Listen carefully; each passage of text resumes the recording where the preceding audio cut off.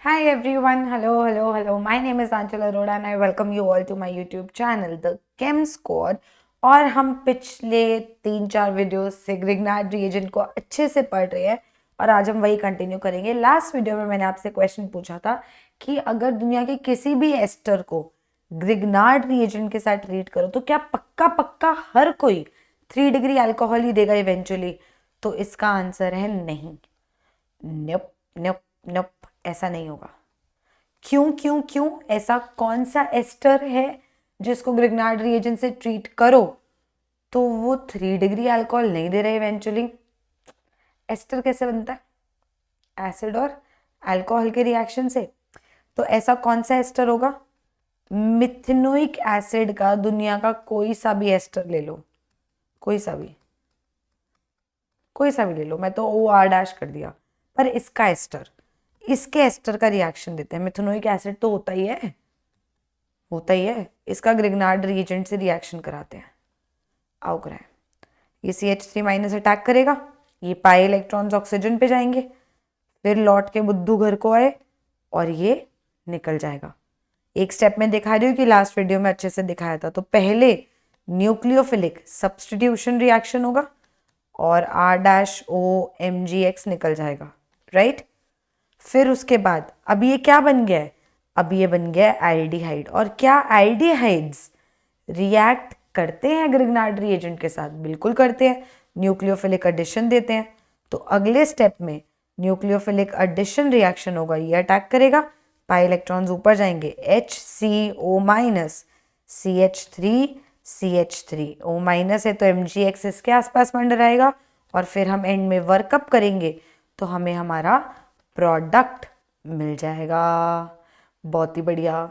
तो पहले nucleophilic substitution reaction हुआ, followed by nucleophilic addition reaction, ये हुआ यहाँ पे।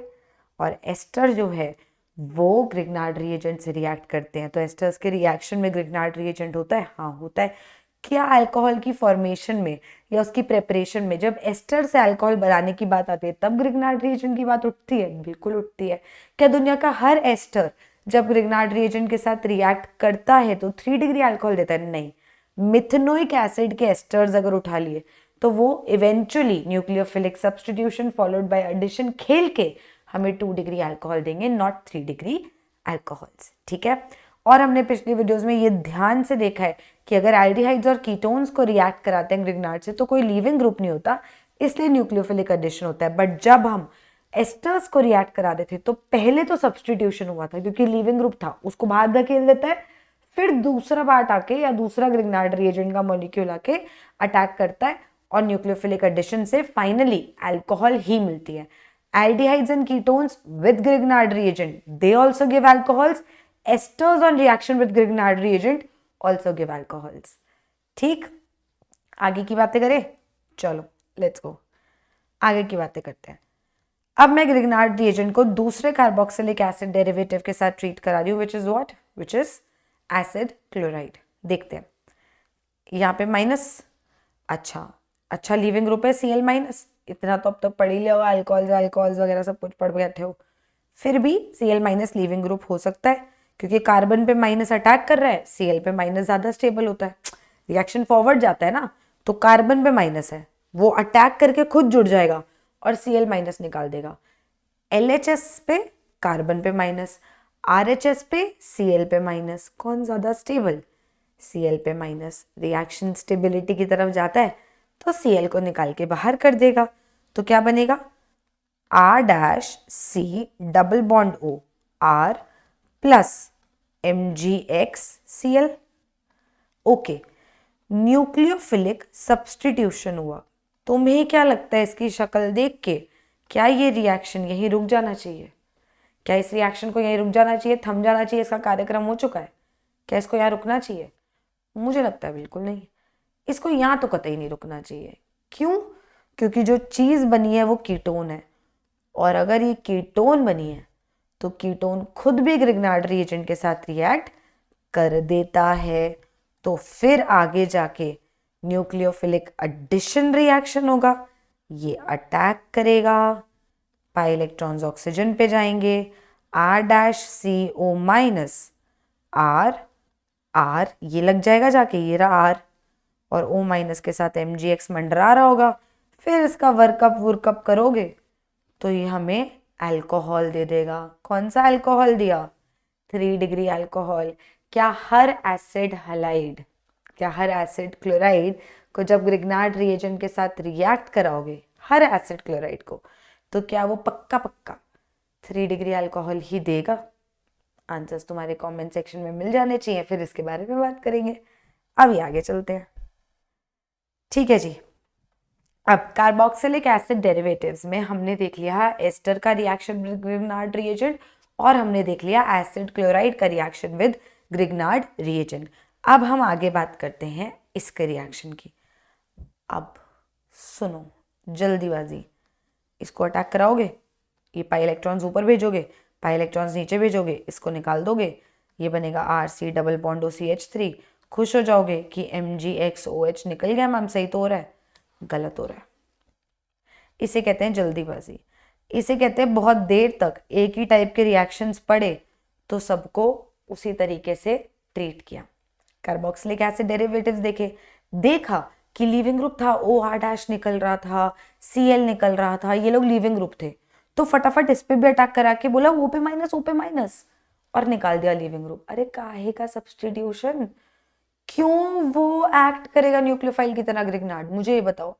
कार्बन पे नेगेटिव है, तुमने उसको चॉइस दे दी यार लाइफ में कि जा न्यूक्लियोफाइल की तरह एक्ट करे या बेस की तरह।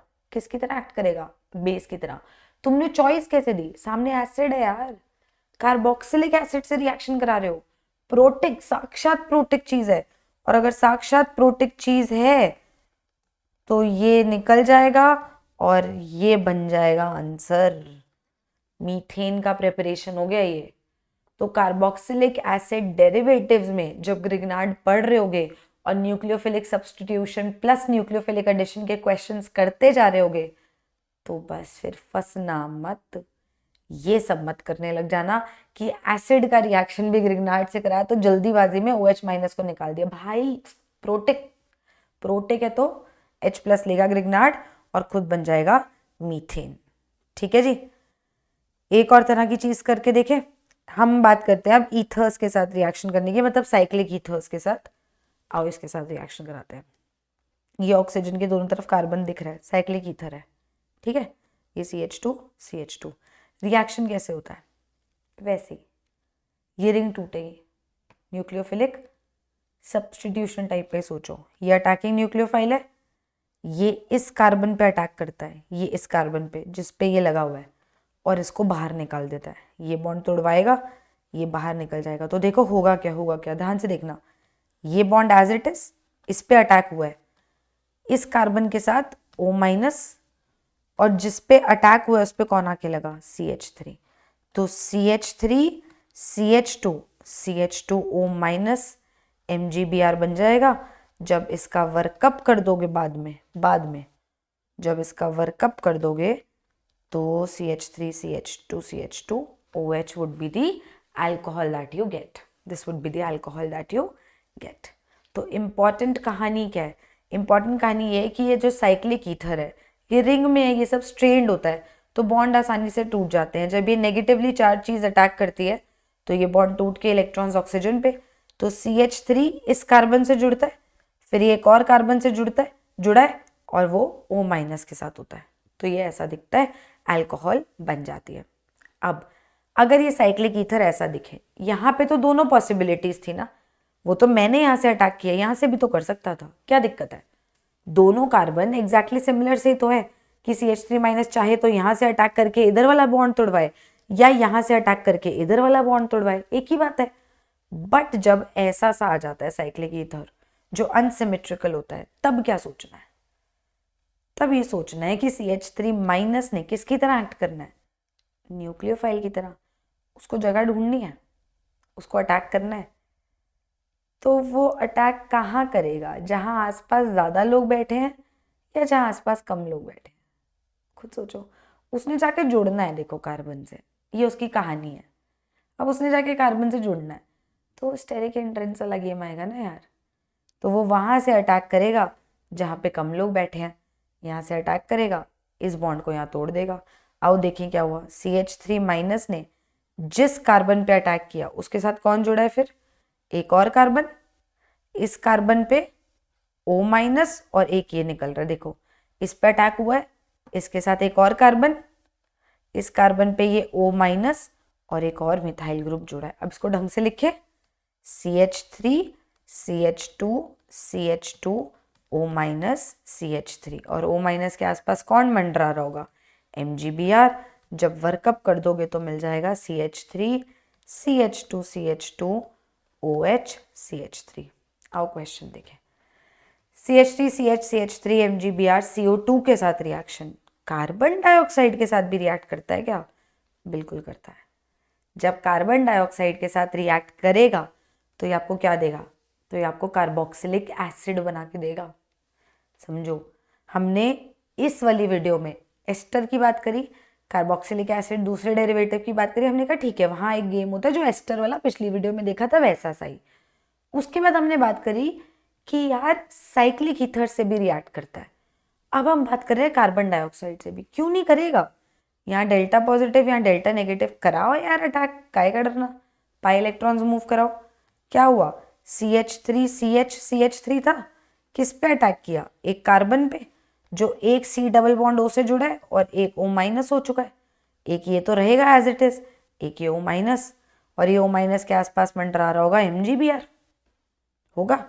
वर्कअप करो जरा फटाफट, workup. CH3 CH3 C double bond O OH नहीं हो जाएगा? इसको थोड़ा और अच्छे से लिखें ताकि दिखे। देखो इसको मैं पिंक से लिखती हूँ ताकि दिखे। ये C था, पिंक ही नहीं आया यार, बेचती होगी। ये C था, ठीक है, O माइनस और इस पे एक डबल बॉन्ड O और लगाए। अब इसका वर्कअप किया तो ये जो O माइनस है ये OH बन गया, क्योंकि इसके आसपास MgBr मंडरा रहा था वो निकल लिया, तो ये OH बन गया। तो कार्बोक्सिलिक एसिड की प्रेपरेशन होती है RMgX में, अगर CO2 डाल दो ना तो RCOO माइनस MgX बनता है जो फाइनली RCOOH देता है। Carboxylic acid preparation step up reaction, carbon बढ़ गए, देखो इसने अटैक करा, एक कार्बन और बढ़ के एसिड बन गया। तो क्या कार्बोक्सिलिक एसिड की प्रेपरेशन में ग्रिग्नार्ड का रोल है? बिल्कुल है। अभी तक हमने क्या क्या देख लिया, एल्केन की प्रेपरेशन में रोल था, हाँ एल्कीन भी बना दे रहा था, चाहिए तो बेंजीन भी बना दे रहा था, जो चाहिए वो वाला ग्रिग्नार्ड रिएजेंट प्लस कोई प्रोटिक चीज वो मिल जाता था मैजिकली, तो वो चीज बन जा रही थी। फिर हमने सीखा कि ग्रिग्नार्ड रिएजेंट से अल्कोहल्स भी बना सकते हैं। एल्डिहाइड्स का रिएक्शन करो तो 2 डिग्री अल्कोहल्स मिलते हैं एक्सेप्ट कौन सा वाला, मिथेनॉल वाला, और कीटोन्स का रिएक्शन करो तो 3 डिग्री मिलते हैं। उसके बाद हमने एस्टर्स देखा, एसिड हैलाइड देखा, कार्बन डाइऑक्साइड देखा और ईथर देखा। अरे बड़ी सारी चीजें देख ली यार मैम, एक जगह लिख के बताओ ना। आओ देखें, सुनो, RMgX ये था, क्या क्या देख चुके हैं हम। इसमें अगर कोई प्रोटिक चीज डालो, प्रोटिक कौन कौन थे प्रोटिक, जैसे H2O, ROH, फिनॉल, जैसे कोई भी एसिड CH3COOH, ये सब अगर डाले तो ये RH ले लेगा। ये R कुछ भी हो सकता था, ये R CH3 minus, CH3 CH2 minus, CH2 double bond CH minus, benzene वाले कार्बन पे नेगेटिव, कुछ भी, तो वो बन जाता था। फिर उसके बाद RMgX को एल्डिहाइड्स में डाला तो सब में 2 डिग्री अल्कोहल्स मिली, एक्सेप्ट कौन, अल्कोहल्स एक्सेप्ट मिथेनॉल। क्यों भैया, क्योंकि मिथेनॉल जो है ये 1 डिग्री अल्कोहल देता है, वो हमने देखा था क्यों। फिर उसके बाद इसका रिएक्शन हमने कीटोन से कराया और हमने देखा कि हर कीटोन 3 डिग्री अल्कोहल्स देते हैं when treated with Grignard reagent. और ये रिएक्शन क्या होता है, न्यूक्लियोफिलिक एडिशन रिएक्शन, ये देखा हमने। अच्छा, अगला रिएक्शन देखते हैं। फिर इसके बाद हमने अगली वीडियो में एस्टर की बातें शुरू करी और हमने देखा कि RMgX को जब हमने एस्टर से ट्रीट किया तो पहले न्यूक्लियोफिलिक सब्स्टिट्यूशन हुआ और फिर उसके बाद न्यूक्लियोफिलिक एडिशन हुआ और फाइनली हमको मिला क्या, कोई 3 डिग्री अल्कोहल सब में, एक्सेप्ट कौन, लॉजिक दिया था इसलिए एक्सेप्ट बोल रही हूं हक से क्योंकि मुझे पता है कि लॉजिकल चीज है, सब में एक्सेप्ट मिथनोइक एसिड के एस्टर, मिथनोइक एसिड के एस्टर्स। फिर उसके बाद हमने इसका रिएक्शन RCOCl से देखा जिसमें भी पहले न्यूक्लियोफिलिक सब्स्टिट्यूशन देखा और फिर उसके बाद न्यूक्लियोफिलिक एडिशन देखा, यही किया। उसके बाद हमने इसका रिएक्शन देखा साइक्लिक ईथर्स के साथ और हमने देखा कि इसके साथ रिएक्ट करके ये अल्कोहल देता है RCH2 CH2OH टाइप की, ये भी देख लिया। उसके बाद बारी आई कि कार्बन डाइऑक्साइड के साथ रिएक्शन देखे तो हमने देखा कि R- ने अटैक किया और इवेंचुअली कार्बोक्सिलिक एसिड हमें दे दिया। ये रिएक्शंस थे ग्रिग्नार्ड रिएजेंट के इंपॉर्टेंट वाले, ठीक है, ठीक है जी। और जब आप अल्काइल हैलाइड्स के रिएक्शन देखते हो तो आप ग्रिग्नार्ड रिएजेंट के उनके साथ भी रिएक्शन देखते हो। अल्कोहल्स के रिएक्शन तो मैंने आपको बता ही दिए कि अल्कोहल जब रिएक्ट करेगा किसी भी ग्रिग्नार्ड रिएजेंट के साथ तो अल्कोहल का तो ग्रिग्नार्ड रिएजेंट H+ लेके चला जाएगा, ठीक। ये थे मेन रिएक्शंस। अल्काइल हैलाइड्स वाले एक और देख लो कि अल्काइल हैलाइड्स में क्या होता है, लीविंग ग्रुप दिख रहा है यार, CH3- है, कोई नेगेटिवली चार्ज चीज न्यूक्लियोफाइल अटैक करेगा, इसको निकाल देगा, न्यूक्लियोफिलिक सब्स्टिट्यूशन रिएक्शन होता है, CH3 CH2 CH3। तो अल्काइल हैलाइड्स और ग्रिग्नार्ड का रिएक्शन करो तो न्यूक्लियोफिलिक सब्स्टिट्यूशन रिएक्शन होता है। अब छोटी सी समरी एक और देखें, बहुत सारे चैप्टर्स होते हैं ना, हाइड्रोकार्बन्स का रिएक्शन एज सच नहीं देखा, उनकी प्रिपरेशन में काम आया। जैसे अगर मुझे R-MgX है और पानी में डाल दिया तो मेरा एल्केन बन गया। अगर मेरे पास CH2CH- MgCl है और इसको अल्कोहल में डाल दिया तो मेरे पास एल्कीन बन गया एंड सो ऑन, ठीक। फिर ये तो हो गया हाइड्रोकार्बन्स की प्रिपरेशन। उसके बाद अगर मेरे पास कोई ग्रिग्नार्ड रिएजेंट है और मैंने उसका रिएक्शन कराया किसी भी अल्काइल हैलाइड के साथ तो न्यूक्लियोफिलिक सब्स्टिट्यूशन रिएक्शन होता है CH3CH2R। देखो स्टेप अप रिएक्शन में एल्केन मिला, मतलब नंबर ऑफ कार्बन एटम्स बढ़ गए और एल्केन की प्रिपरेशन हो गई। एक सेकेंड, इसका मतलब ग्रिग्नार्ड को यूज करके 2 तरीके से एल्केन्स बना सकते हैं। अगर सेम कार्बन एटम्स का एल्केन बनाना है तो वो भी बना सकते हैं और अगर कार्बन बढ़ाने हैं तो वो भी कर सकते हैं। कार्बन बढ़ाने हैं तो अल्काइल हैलाइड से रिएक्शन कराओ, सेम कार्बन का बनाना है तो पानी वानी या किसी प्रोटिक चीज से रिएक्शन कराओ। एल्केन्स का आधा प्रिपरेशन तो यही हो गया, कन्वर्जन ही तो आती है, दिमाग ही तो चलाना है, ग्रिग्नार्ड बना के चला लो, ग्रिग्नार्ड बनाना कौन सा मुश्किल है। ये रिएक्शन हुआ। फिर उसके बाद अगर ग्रिग्नार्ड रिएजेंट को हमने अल्कोहल से ट्रीट किया तो क्या होगा, पानी की तरह वो इसका भी H+ लेके आ जाएगा। अगर ग्रिग्नार्ड रिएजेंट को हमने एसिड के साथ ट्रीट किया तो वो फिर से इसका H+ लेके आ जाएगा। और अगर ग्रिग्नार्ड रिएजेंट को एल्डिहाइड के साथ रिएक्ट किया तो देख लिया है, कीटोन के साथ रिएक्ट किया तो देख लिया है, एस्टर के साथ क्या होगा और अल्काइल हैलाइड के साथ क्या, सॉरी एसिड हैलाइड के साथ क्या होगा और CO2 के साथ क्या होगा, सब कुछ देख लिया है। डन डनाडन डन हो चुका है ग्रिग्नार्ड की सारे इंपॉर्टेंट रिएक्शंस। अगर छोटी सी भी दिक्कत तकलीफ दुख परेशानी है तो कमेंट सेक्शन में बता दो, नहीं है और लगा कि ये सीरीज बहुत काम आई, काफ़ी सारे रिएक्शंस कवर हो गए, काफ़ी सारे कॉन्सेप्ट्स कवर हो गए जो हुए हैं, न्यूक्लियोफिलिक सब्स्टिट्यूशन, न्यूक्लियोफिलिक एडिशन कब कहाँ कैसे होता है मुझे भी पता है, कोई नहीं पता, मैंने भी पढ़ा है तुम्हारी तरह तो मुझे भी पता है। तो अगर लगा कि हाँ यार ये तो बातें चमकी, ये तो बातें समझ आई तो प्लीज़ कमेंट सेक्शन में बताना, मैं आगे और वीडियोस बनाती रहूँगी ऑर्गेनिक पे और अच्छे अच्छे टॉपिक और डिफिकल्ट टॉपिक उठा के आइडॉल समझा दूंगी, कैनेजारो समझा दूंगी, everything. But I need good amount of likes and shares and subscribes and comments ताकि मेरे को भी मोटिवेशन मिले कि तुम्हारे लिए और वीडियोस बनानी है। तब तक के लिए अगर तुम्हें ये भी लग रहा है कि यार थोड़ा सा फट सब कुछ पढ़ लेते हैं इसी टीचर से, तो द केम स्क्वाड ऐप पे तुम्हें वो चांस भी दिया हुआ है और उसके साथ साथ तुम्हें ये भी बताया कि अगर तुम अभी within this week enrol कर लेते हो तो जो मैं फेब में 1 short revision of all the chapters करूँगी द एंटायर फेब्रवरी, उसमें तुम्हें क्लासेस फ्री होंगी if you enrol within a week, no matter whatever course you enrol in to. कोई कोर्स ले लो, फिजिकल केमिस्ट्री पढ़नी है फिजिकल केमिस्ट्री पढ़ लो, ऑर्गेनिक पढ़नी है ऑर्गेनिक पढ़ लो, ऑर्गेनिक और इनऑर्गेनिक पढ़नी है वो पढ़ लो, no matter whatever course you enrol in to. अगर विद इन अ वीक आपने एनरोल कर लिया तो आपको वो जो फेब्रवरी का कंप्लीट रिविजन कोर्स है वो आपको बिल्कुल फ्री मिल जाएगा, दैट इज़ फॉर श्योर। और प्लीज़ बेल आइकन भी दबा देना, और बाकी मुझे बताना ज़रूर वीडियो कैसी लगी। ये जो पूरी सीरीज़ थी, बहुत मेहनत करी, बहुत कुछ सोचा और फिर तुम्हारे सामने ये वीडियो लाई हूँ समझाने के लिए। I hope you really liked it. बाकी अगली वीडियो में मिलती हूँ, बाय।